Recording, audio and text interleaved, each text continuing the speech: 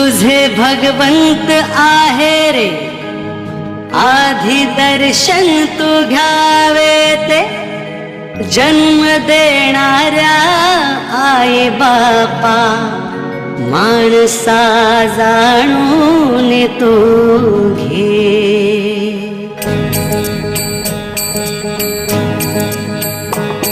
कर्माय पित्याची सेवा, आठवून त्या पुंडलिकाला.